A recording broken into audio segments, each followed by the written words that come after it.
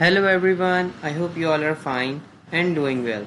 So in this video I'm going to show you how you can reinstall graphic drivers or display drivers. So let's find out. First of all, you will go on search bar and type device manager. We will get here in the best match as device manager.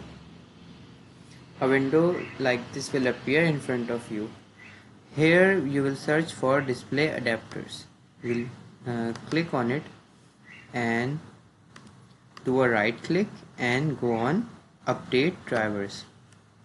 Here you will go for browse my computer for drivers, and now you will select for let me pick from a list of available drivers on my computer.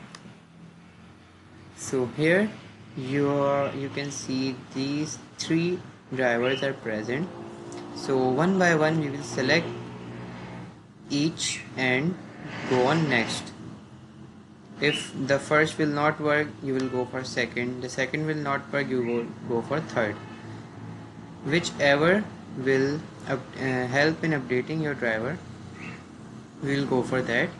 And once it is updated, your graphics and display will be much better than before. I hope you guys like this video. Please do like, share and subscribe. Thank you so much.